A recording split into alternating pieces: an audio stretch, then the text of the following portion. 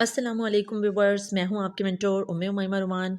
आज 18 नवंबर 2022 मुल्तान सेंटर में जो इंटरव्यू हुए वो मैं आप लोगों से डिस्कस कर रही हूं। इससे पहले थोड़ी देर पहले मैंने आप लोगों से एक कैंडिडेट का इंटरव्यू शेयर किया जो कि दूसरे नंबर पे उनका इंटरव्यू था, और अब ये जो कैंडिडेट है इनका 5th नंबर पे है। इन दोनों के लिए मेरी हार्डेस्ट प्रेयर्स हैं कि अल्लाह ताला इनको सेलेक्ट करवाए, फाइनल इसमें ये अपना नाम देखें। अल्लाह ताला इनके लिए आसानियाँ पैदा करे, जिस तरह इन्होंने दूसरों के लिए आसानियाँ पैदा करने की कोशिश की और इन्होंने अपना इंटरव्यू का एक्सपीरियंस जो है हम लोगों से शेयर किया। तो जी वो कहती हैं कि चेयरमैन साहब ने खुद ही इंट्रोड्यूस करवाया। उसके बाद वो कहते हैं कि डिस्ट्रिक्ट से रिलेटेड मुझसे क्वेश्चंस किए, फिर उनकी जॉब से रिलेटेड कुछ क्वेश्चंस किए और फिर उनसे पूछा व्हाट इज़ एक्सपेरिमेंटल रिसर्च। जी आपको पता है कि experimental research is the type of research which is conducted in current event or at current event, but it predicts that what will be going to do or what will be occur in the future, in the near future। ठीक है, मतलब हम future के किसी phenomena की prediction के लिए जो प्रेजेंट में रिसर्च कंडक्ट कर रहे होते हैं ना, उसको हम एक्सपेरिमेंटल रिसर्च कहते हैं। और एक्सपेरिमेंटल रिसर्च ही वो वाहिद रिसर्च है जिसमें डिपेंडेंट, इंडिपेंडेंट या जो है ना एक्सट्रेनियस वेरिएबल्स होती हैं, और ये कंट्रोल्ड या अनकंट्रोल्ड दोनों कंडीशंस में हो सकती है।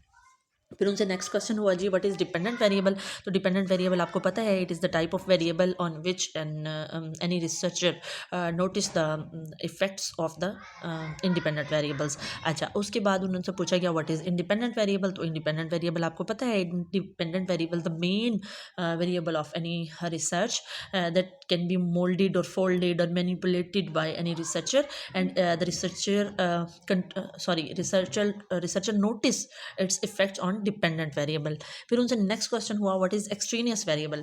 तो जो एक्सट्रेनियस वेरिएबल होती है ये अनवांटेड वेरिएबल होती है, आपको पता ही है। ये वेरिएबल्स पे मेरी अलग से वीडियो डिटेल में मौजूद है, मैंने डेली लाइफ एग्जांपल्स के साथ उसमें समझाया हुआ है।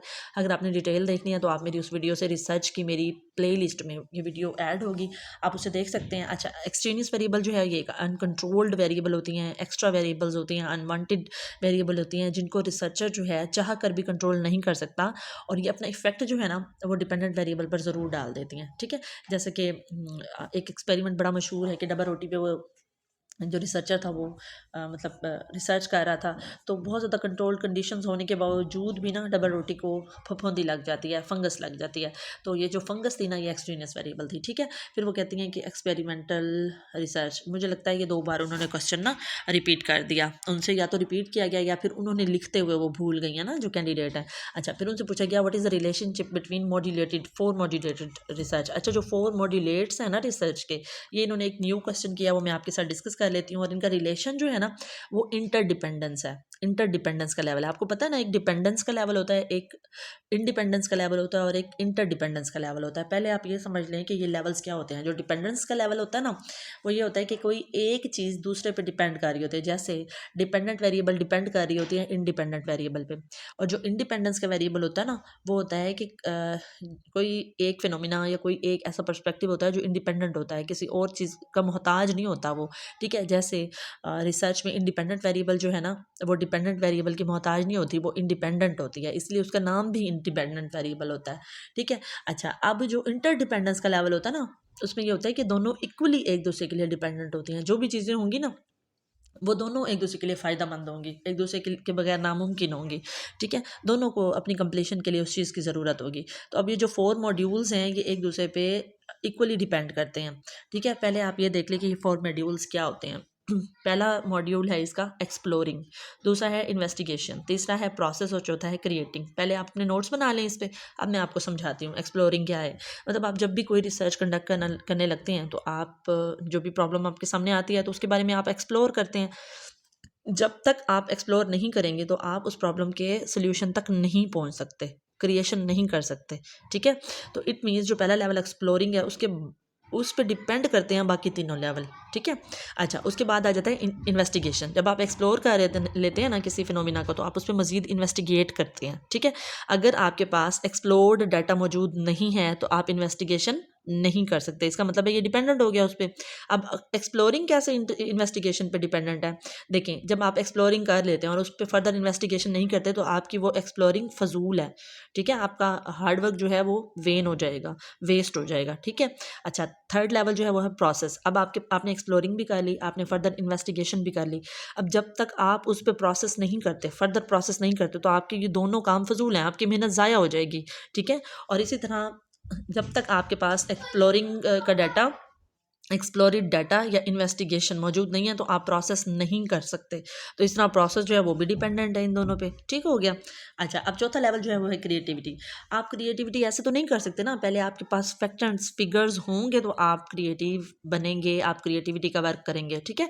तो इट मीन्स कि अगर आपके पास एक्सप्लोरेशन नहीं है, आपके पास इन्वेस्टिगेशन नहीं है, आपने प्रोसेस नहीं किया हुआ उस पर, तो आप कभी भी क्रिएट नहीं कर सकते, ठीक है। तो अब ये जो चौथा लेवल है वो इन तीनों पर डिपेंड हो गया, ठीक है। अब आपने इन्वेस्टिगेशन भी कर ली, एक्सप्लोर्ड डाटा भी आपके पास मौजूद था, आपने उस पर इन्वेस्टिगेशन की, फिर उसके बाद आपने प्रोसेस भी किया, लेकिन फिर आपने कोई न्यू चीज़ जो है वो क्रिएट ही नहीं की, तो फिर आपकी रिसर्च तो सारी फजूल चली गई, ठीक है। इसका मतलब है आप तो पिछली बिब्लियोग्राफिकल रिसर्च पे वर्क कर रहे हैं ना, आपने खुद तो कोई थ्योरी दी ही नहीं, तो आपकी रिसर्च ज़ाया हो गई। तो इस तरह ये आपस में इंटरडिपेंडेंट हैं, ठीक है। ये मेरा एक अपना पर्सनल पॉइंट ऑफ व्यू है, ठीक है। इस क्वेश्चन पे मैंने बहुत सोचा है जब ये क्वेश्चन मेरे सामने आया इस इंटरव्यू का, तो मतलब ये मॉड्यूल्स तो मुझे पता थे, लेकिन मुझे इनका लेवल नहीं समझ में आ रहा था कि क्या होना चाहिए। फिर जब मैंने बहुत सोचा तो मैं इस नतीजे पर पहुंची कि ये कोई एक किसी पे डिपेंडेंट या इंडिपेंडेंट नहीं है, ये इंटरडिपेंडेंस का लेवल है इनके दरमियान में। और देखा जाए तो बहुत डीप नॉलेज यहाँ पे जाके जो चेयरमैन साहब है उन्होंने चेक किया है, ठीक है। अच्छा, उसके बाद जी उनसे रिसर्चर टू ने क्वेश्चन किए, कहते हैं 2 क्वेश्चन मुझसे रिसर्च के स्किप हुए हैं क्योंकि वो उनके लिए न्यू थे, ठीक है। वो कहते हैं कि एक और क्वेश्चन भी था रिसर्च से रिलेटेड, लेकिन वो मुझे आया नहीं क्योंकि मुझे उस क्वेश्चन की समझ ही नहीं आई। वो टोटली शायद न्यू टर्म होगी, जैसे या मॉड्यूल्स के बारे में उन्होंने पूछ लिया, कभी रिसर्च के मॉड्यूल्स के बारे में इंटरव्यू में कभी नहीं क्वेश्चन किया गया, इसको इतनी ज़्यादा वेटेज नहीं दी जाती, लेकिन आपने देख लिया कि ये चीज़ अब इस इंटरव्यू में पूछ ली गई है। अच्छा, वो कहते हैं कि फिर मुझसे डोमेन्स के बारे में क्वेश्चन हुआ जी, आपको पता है डोमेन्स जो हैं ब्लूम टैक्सोनॉमी की डोमेन्स के बारे में पूछा गया होगा, ब्लूम टैक्सोनॉमी का पूछा गया होगा, फिर उसके बाद सोलर टैक्सोनॉमी का पूछा गया होगा। आपको पता है कि ब्लूम टैक्सोनॉमी जो है ये क्लासिफिकेशन है, आइडेंटिफिकेशन है या फिर डिस्क्रिप्शन है स्टूडेंट्स की लर्निंग ऑब्जेक्टिव्स की, ठीक है। और जो हमारे पास सोलर टैक्सोनॉमी है वो स्टूडेंट्स के आउटकम्स के साथ डील करती है, ठीक हो गया। अच्छा, ये तो डिफरेंस हो गया उन दोनों में। फिर डोमेन्स जो हैं ब्लूम टैक्सोनॉमी की वो 3 है, आपको पता है कि कॉग्निटिव डोमेन है, साइकोमोटर डोमेन है, अफेक्टिव डोमेन है। जो हमारे पास कॉग्निटिव डोमेन है वो हमारे मेंटल लेवल के साथ डील करती है, अफेक्टिव डोमेन जो है वो हमारी इमोशंस के साथ डील करती है, और जो साइकोमोटर डोमेन है वो हमारे साइकोमोटर स्किल्स के साथ, मतलब हमारी बॉडी मूवमेंट्स के साथ डील करती है, ठीक हो गया। अच्छा, अब उसके बाद उन्होंने पूछा कि मुझसे डिटेल में भी पूछा गया what is cognitive domain, affective and psychomotor, ये मैंने आपको बता दिया। अच्छा, इसकी थोड़ी सी और डिटेल में आपको रिकॉल करवा देती हूँ। जो कॉग्निटिव डोमेन है वो बेंजामिन ब्लूम जो कि इनके चेयरमैन थे उन्होंने खुद दी थी, 1956 में दी थी, और इसके 6 लेवल्स हैं। उसके बाद हम ये देख लेते हैं कि अच्छा, ये रिवाइज भी हुई थी, आपको याद होना चाहिए 2001 में ये रिवाइज हुई थी। रेथवॉल और एंडरसन जो थे इन्होंने इसको रिवाइज़ किया था, इसमें 2 चेंजिंग लाई थी, नाउन को जो है वर्क को जो है वो नाउन में चेंज कर दिया था उन्होंने, और जो लास्ट 2 लेवल्स हैं ना इसके हायर ऑर्डर स्किल्स जो हैं उनको उन्होंने सिंथेसिस को जो है एवोल्यूशन के साथ रिप्लेस कर दिया था। मतलब उन्होंने ये कहा था कि एवोल्यूशन जो है वो ईजी टास्क है, जो ग्रेटर टास्क है वो सिंथेसिस है, मतलब क्रिएशन ज़्यादा मुश्किल होती है। अच्छा, अब जो साइकोमोटर डोमेन है वो सिम्पसन ने दी, 1972 में दी, आपको पता है। और जो अफेक्टिव डोमेन है ये 8 साल बाद दी थी, 1956 से तो 1964 बनता है, और ये रेथवॉल ने दी थी, ठीक हो गया। अच्छा, अब वो कहते हैं कि फिर उन्होंने मुझसे पूछे कि इसके लेवल्स भी बताएं। अच्छा, अब जो 6 लेवल कॉग्निटिव डोमेन के हैं ना जी, पहले हम डिस्कस कर लेते हैं 6 लेवल्स कॉग्निटिव डोमेन के, knowledge, comprehension, application, analysis, synthesis and evaluation, या फिर आप इवैल्यूएशन एंड सिंथेसिस भी कह सकते हैं। फिर अफेक्टिव डोमेन के जो 6 लेवल्स हैं उसमें अटेंडिंग या रिसीविंग है, फिर उसके बाद सेट आ जाता है, रिस्पॉन्डिंग आ जाता है। 5 लेवल्स हैं इसके, मुझे क्या हो गया, रिस्पॉन्डिंग आ जाता है, उसके बाद वैल्यूइंग आ जाता है, ऑर्गेनाइजेशन आ जाता है, करेक्टराइजेशन आ जाता है। जो हमारे पास साइकोमोटर डोमेन है, ये इफेक्टिव डोमेन मैंने आपके साथ डिस्कस कर ली। अच्छा, साइकोमोटर डोमेन जो है उसके 7 लेवल्स हैं, परसेप्शन, एक्शन आ जाता है, फिर सेट आ जाता है, फिर गाइडेड रिस्पॉन्स, फिर मैकेनिज्म, फिर complex over response, adaptation and origination. ठीक है। अच्छा, इन पे अगर आपको डिटेल मटेरियल चाहिए तो मैंने with daily life example in पे 5-5 7-7 मिनट की मेरी वीडियोस हैं। आप मेरे टेक्सोनोमीज़ की वाली जो प्लेलिस्ट है उसमें जाके कंसल्ट कर सकते हैं। बड़ी डिटेल में मैंने समझाया हुआ है, और बहुत सारे लोगों ने जिन्होंने देखा है ना, तो उन्होंने मुझे पर्सनल अप्रोच करके कहा है कि मैम आपकी ये वीडियोज़ जो है ना एक जेम है, हमें बहुत अच्छी लगी हैं आपकी वीडियोस। और तकरीबन जिस बंदे ने ये वो वीडियो देखी है ना, उसने मुझे पर्सनल अप्रोच ज़रूर किया है। बेशक उसने मुझे फेसबुक के थ्रू किया है, या व्हाट्सएप के थ्रू किया है, या फिर यूट्यूब के थ्रू किया है, लेकिन उन्होंने मुझे पर्सनल अप्रोच ज़रूर किया है। अच्छा, और फिर उन्होंने मेरा ग्रुप भी ज्वाइन किया, और अब माशाल्लाह वो मेरे स्टूडेंट हैं। अच्छा, मैं आपको ये भी बताती चलूँ साथ साथ कि मैं HM, SS, SSS, प्रिंसिपल और लेक्चरर एजुकेशन के लिए बिल्कुल फ्री ग्रुप चला रही हूँ, ऐसे लोगों के लिए जो फ़ी पे नहीं कर सकते, या ऐसे लोग जो वाकई कुछ बनना चाहते हैं। और आपको पता है कि 2-2 साल 3-3 साल तक लोग तैयारी करते हैं, फिर जाके सिलेक्शन होती है, तो इतने अरसे तक फ़ी वगैरह पे करना it's not an easy task.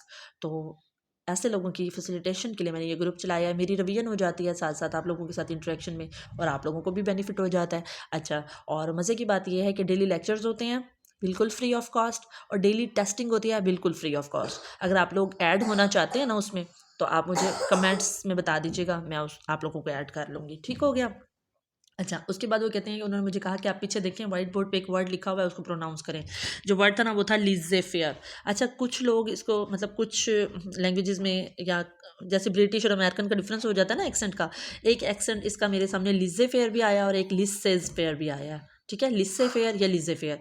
ठीक है। अच्छा, उन्होंने फिर उनसे ये पूछा कि ये किस लैंग्वेज से ओरिजिनेट किया गया है। ये जनाब फ्रेंच फ्रेज़ है, ये एक वर्ड नहीं है, ये पूरा एक फ्रेज़ है फ्रेंच लैंग्वेज का, फ्रांसीसी ज़ुबान का। ठीक है, जिसका मतलब है लेट द पीपल डू। और आपको पता है इसका कंसेप्ट भी यही है लिस्से फेयर का, कि जी let the people do what they want. ठीक है। अच्छा, उसके बाद वो कहते हैं थैंक यू, कहते हैं 7 से 8 मिनट का मेरा इंटरव्यू था। Hope for the best luck for her, और अल्लाह ताला इनके लिए आसानियाँ पैदा करे। अगर आप लोगों को वीडियो पसंद आई है तो वीडियो को ज़रूर लाइक कीजिएगा। देखिए, मैं आप लोगों के लिए इतनी मेहनत करके वीडियो बनाती हूँ, अपनी पर्सनल लाइफ में से टाइम निकाल के आप लोगों के लिए ये डाटा कलेक्ट कर रही होती हूँ, और आप लोगों को रिकॉल करवा रही होती हूँ। तो मेरे ख्याल में इतना तो मेरा राइट बनता है कि आप लोग लाइक करें मेरी वीडियो को और शेयर करें। चलें, लाइक तो ज़रूर करें ना, कमेंटिंग जो है वो मुझे हौसला देती है, मेरा फिर दिल करता है आप लोगों के लिए नेक्स्ट वीडियो बनाने का ना। तो मिलते हैं फिर नेक्स्ट वीडियो में। Chill then.